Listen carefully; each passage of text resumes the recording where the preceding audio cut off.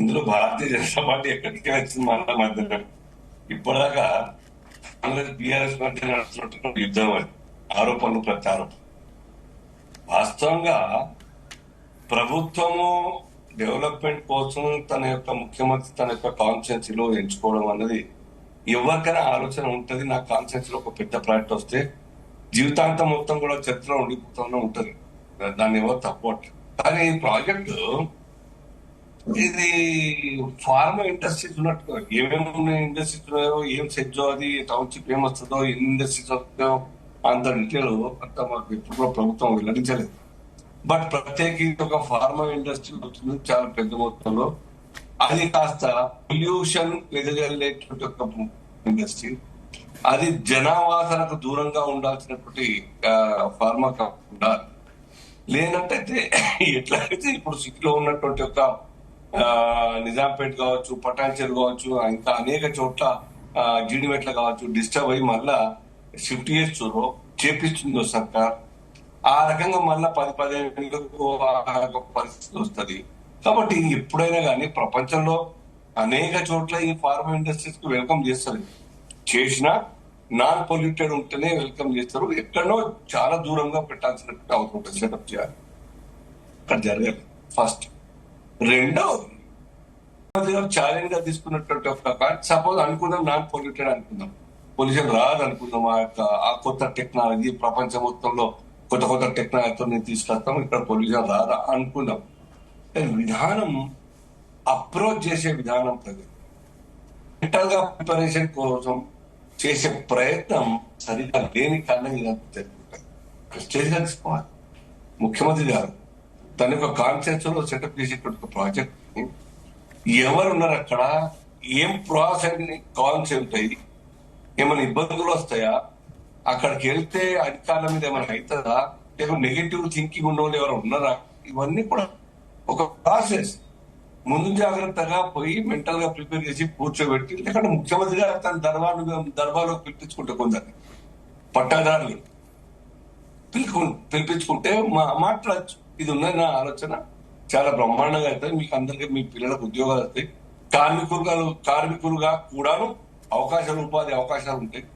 ఇండ్లు వస్తాయి, స్కూల్లో వస్తాయి, అవన్నీ చెప్పచ్చు. కానీ అది జరగలేదేమో. ఇంతవరకు ప్రభుత్వం ఆ రకంగా చెప్పలేదు, ప్రభుత్వం అధికారికంగా చెప్పలేదు. మోరోవర్ ఎవ్వరు ఎంబట లేకుండా, పోలీస్ యంత్రాంగం పెద్దగా లేకుండా డైరెక్ట్ వెళ్ళిపోయింది. ఇక వారు ఆరోపించినట్టు లేకుంటే ఈ phone conversations 40 times Suresh versus పట్నం నరేంద్ర రెడ్డి గారి మధ్యన ఉన్నటువంటి కాన్వర్, ఇవన్నీ కూడా అనుమానాలకు తాగిస్తాం. నేచురల్ గా కూడా ఆ ఎంక్వైరీ జరుగుతుంది, ఇన్వెస్టిగేషన్ జరుగుతుంది. ఎవరైతే బాధ్యులుగా ఉన్నారో అటువంటి ఒక ఉచిత ప్రోగ్రామ్ కు they should be held responsible, they should be tried. తప్పనిసరిగా వాళ్ళ మీద ప్రాసిక్యూషన్ చేయాల్సిందే. ప్రజల కోసం చేసే ఒక ప్రాజెక్టు అధికారమే దాడులు చేసే సంస్కృతి మంచిది కాదు. అది ఏ కోశాన్ని మంచిది కాదు. చట్టం మన చేతిలో తీసుకోవాలి. కానీ ప్రభుత్వం కూడా ముందస్తు చేయాలి. ఇప్పటికైనా ప్రభుత్వం కూర్చోబెట్టండి, లేదంటే రీప్లేస్ జనావాసాలు లేని ప్రాంతాల్లో, అటవీ ప్రాంతాల్లో, ఓపెన్ గా సర్కార్ ల్యాండ్ ఉన్నటువంటి ప్రాంతాల్లో చేయండి. ఇప్పుడు ఉన్నదే అక్కడ 55 ఎకరాలు మాత్రమే సర్కారు భూమి ఉన్నట్టు తెలిసింది. కొద్దిగా అసైన్ ల్యాండ్స్ ఉన్నాయి, మిగతా అంతా ప్రైవేట్ ల్యాండ్స్. ఎందుకు అంత రిస్క్ తీసుకుంటారు? బయటకు వెళ్ళండి, దూర ప్రాంతాలకు వెళ్ళండి. లేదు అంటే ఇక్కడనే అంటే మీకు పర్ఫెక్ట్ గా ఇక్కడ పెట్టండి. ఈ రిపోర్ట్ ఉంది, పొల్యూషన్ రాదు, మన ప్రాంతం డెవలప్ అవుతుంది. మొత్తలే కొడంగల్ అంటే బ్యాక్వర్డ్ ఏరియా, దీన్ని డెవలప్ అయితే సహకరించండి. ముఖ్యమంత్రిగా చొరవ తీసుకుని ఉంటే బాగుండేది. అది చేయలేదు. ఇప్పటికైనా ఆలోచించండి. రెండోది, పోలీస్ కేసుల్లో రైతుల్ని కావచ్చు, ఆ కుటుంబ మహిళల్ని కావచ్చు, ఎవరిని కావచ్చు మాఫీ చేయండి, బయటకు తీస్తాం. కల్పిట్ సూత్రాలు ఎవరు ఉంటే వాళ్ళ మీద ట్రయల్ చేయండి. కానీ అమాయకుల మీద ఇబ్బంది పెట్టి ఏం దొరకకుండా చేయకండి. అది ప్రభుత్వం యొక్క బాధ్యతగా నేను ఫీల్ అవుతాను. ఇబ్బంది పెట్టడమే కాదండి, మహిళలని చూడకుండా లాఠీ చార్జీలు చేస్తున్నారు అక్కడ పోలీసులు. ఏదైతే చూస్తామో పావని గారు, నేను ఖండించిన పోలీసు యొక్క వ్యవహారం కావచ్చు, నాకు కొట్టడం కావచ్చు, చట్టం వాళ్ళు తీసుకున్నారు, వీళ్ళు తీసుకున్నారు. అంటే కంట్రోల్ చేయడానికి అటాక్ చేసి ఉంటారు. అటాక్ చేసి వాళ్ళు చేతిలో గడగోలు తీసుకున్నారు, కారు పాడు చేస్తారమ్మా, కారు అటాక్ చేస్తారా? ఇంత అన్యాయం. ఇప్పటికన్నా ముఖ్యమంత్రి గారు ఆ ప్రాజెక్ట్ మీద ఒక స్టేట్మెంట్ ఇవ్వండి. దాని యొక్క వాస్తవ పరిస్థితి ఏంది, వాతావరణ కాలుష్యం సంగతి ఏంది, భవిష్యత్ ఏంది.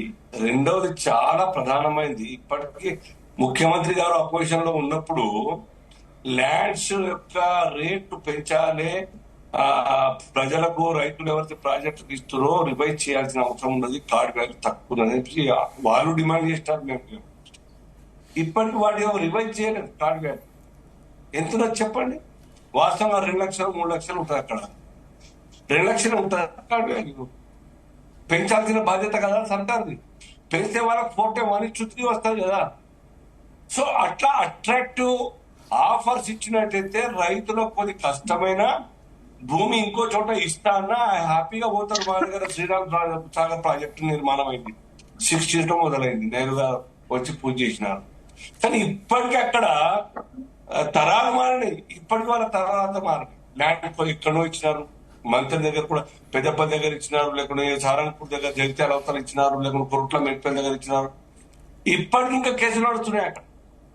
ఆ డబ్బులు ఇంకా మొత్తం రివైజ్ ఎనాంజ్మెంట్ రేట్స్ రాలేదని చెప్పేసి ఇంకా 18 గ్రామాల యొక్క రైతులు ఇప్పటికి కొట్లాడుతున్నారు.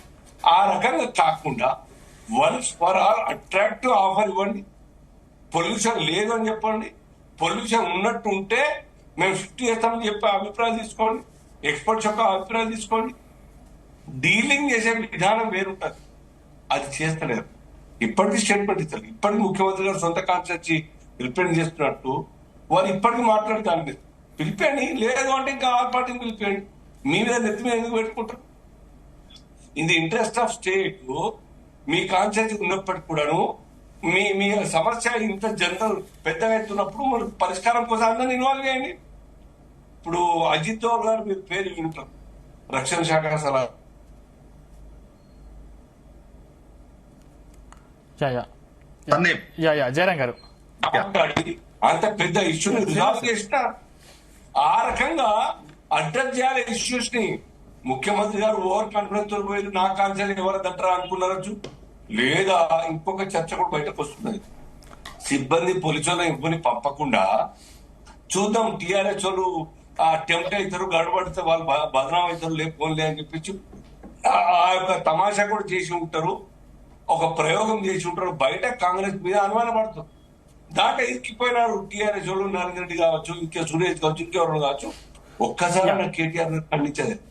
అధికారం మీద దాడి జరిగింది కరెక్ట్ కాదు, హర్చనీయం కాదు, ఖండన చేస్తున్నాం, ఖండన చేయాలి కదా చట్టం మన చేతిలో తీసుకున్నప్పుడు. ఇది అనేక ఇక్కడ ఉన్నాయి తప్పులు, అక్కడ ఉన్నాయి. డీలింగ్ విధానం మంచిగా లేదు, వారు ముసుగొల్పే విధంగా మాట్లాడడం, వారు ట్వీట్ చేయడం అది కూడా మంచిగా.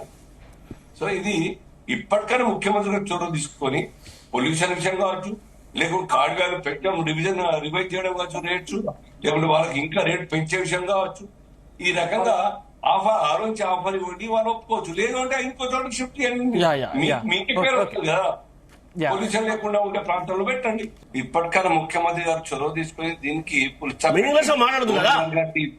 రోజు వారిగా టీవీలలో డిబేట్ చేస్తూ రోజు మాట్లాడడం, రోజు చర్చ రావడం, అరెస్టులు కేసులు కాకుండా వారు సిన్సియర్ గా ఆ కాన్సెప్ట్ కావాలనుకుంటే ఫస్ట్ దాని రిపోర్ట్ తెప్పండి, ఎక్స్పర్ట్స్ రిపోర్ట్. అది పొల్యూషన్ అవుతుందా కాదా, లేదంటే కంపెన్సేషన్ గురించి వాటి వాళ్ళు పెంచడమా, అట్రాక్టివ్ ఆఫర్స్ ఇస్తారా, ఇవన్నీ కూడా ముఖ్యమంత్రి గారు కాన్సెప్ట్ కాబట్టి దీనికి బేజాలకు పోకుండా ఈగో ప్రాబ్లం లేకుండా ముందుకు వచ్చి క్లోజ్ చేయండి. రోజువారీ అమాయకులు పాపం రోజువారీగా నిన్న ప్రెస్ మీట్ పెట్టింది.